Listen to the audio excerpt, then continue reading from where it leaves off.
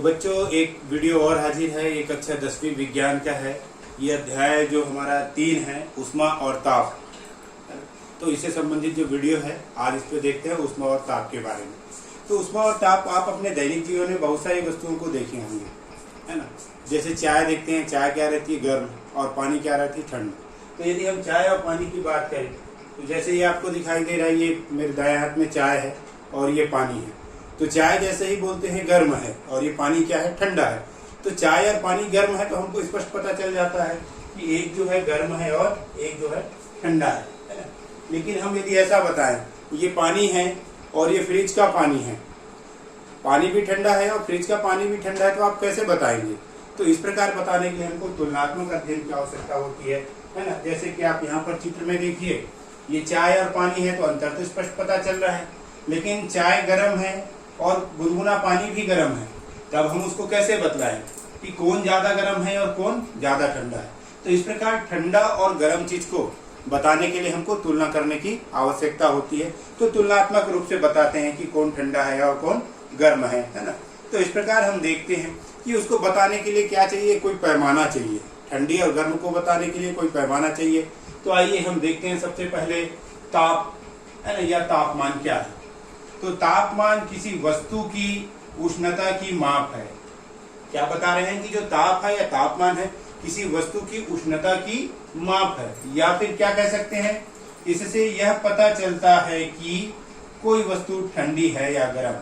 तो तापमान या टेम्परेचर से हम पता करके बता सकते हैं कि कोई वस्तु ठंडी है या गर्म। जैसे कि अभी हम लोग प्रयोग में देख रहे थे कि ये जो चाय है ये कैसी है, गर्म है, और ये जो पानी है ये ठंडा है। तो ये क्या बता रहा है, उसके ताप को बता रहा है कि एक वस्तु ठंडी है और गर्म है। वास्तव में यदि हम देखें तो ये जो है ये दोनों एक ही मापक के दो रूप हो सकते हैं, है ना। दोनों अलग नहीं है, एक ही मापक के दो रूप हो सकते हैं।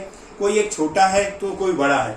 आइए यहाँ पर इस चित्र में देखिए, इस चित्र में जैसे देख रहे हैं, जो जैसे जैसे हम नीचे आते हैं, ऊपर से नीचे आते हैं, तो ये क्या होता है, ठंडा का स्तर बढ़ रहा है। मतलब क्या हो रहा है, ठंडा हो रहा है ना। तो यहाँ पर वस्तु या पदार्थ क्या हो गया, पानी पूरी तरह ठंडा हो गया। लेकिन जैसे जैसे ऊपर जाते हैं तो ये क्या हो रहा है, गर्म हो रहा है ना। इसीलिए कहा गया कि दोनों अलग नहीं है। यहाँ पर क्या है कि एक ही के दो रूप हो सकते हैं। एक का मान कम हो सकता है, दूसरे का मान ज्यादा हो सकता है। तो हम इसको टेम्परेचर या तापमान में देखते हैं तो एक का मान कम आता है और दूसरे का मान ज्यादा आता है।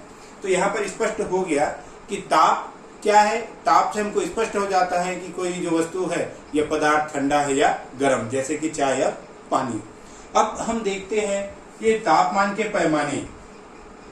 तो हमको 3 प्रकार के तापमान के पैमाने प्राप्त होते हैं।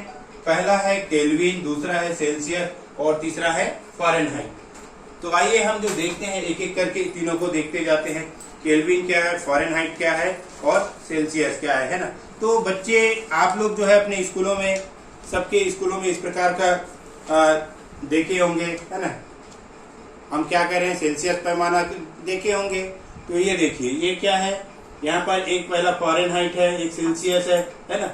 ये देखिए, ठीक। तो इस प्रकार ये क्या है, पैमाना है। ताप के अलग अलग पैमाने हैं जो आप अपने स्कूलों में देखे हुए हैं, ठीक। तो इसको चलिए हम बोर्ड में पहले देख लेते हैं। तो सबसे पहले हमारे पास जो पैमाना है केल्विन पैमाना है। कौन सा पैमाना है, केल्विन है। तो केल्विन में देख रहे हैं आप, चित्र में देखिए नीचे जो इसका न्यूनतम ताप है 273 केल्विन है ना। ऊपर अधिकतम कितना है, 373 केल्विन है। तो ये केल्विन के पैमाने हो गए। इसको 100 खंडों में विभाजित रहता है, ये बराबर, है ना। दूसरा है सेल्सियस पैमाना, जो सेंटीग्रेड में लेते हैं।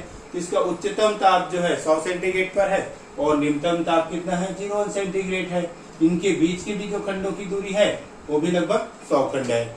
इसके बाद देखते हैं फ़ारेनहाइट। तो फ़ारेनहाइट अधिकतम कितना है, 212 फ़ारेनहाइट, और न्यूनतम कितना है, 32 फ़ारेनहाइट है। तो इनके बीच की जो दूरी है वो 180 अंश है। तो यहाँ पर हम देखते हैं कि ये 3 भिन्न भिन्न पैमाने हैं, और इन 3 भिन्न पैमानों से किसी का हम जो ताप है केल्विन में, सेल्सियस में या फ़ारेनहाइट में ज्ञात कर सकते हैं। तो हमारी कक्षा में एक प्रश्न अक्सर आता है, तो उसके लिए यहाँ पर एक सूत्र दिया हुआ है। इस सूत्र को आप ध्यान से देखिए, है ना। ये पैमाना का जो सूत्र है, हम क्या कर सकते हैं, इसके सहायता से पैमाने को बदला जा सकता है। 1 - 32 बटे 9 बराबर C/5 बराबर है ना K-273 बटे 5। तो ये एक सूत्र है, इस सूत्र को याद रखिए।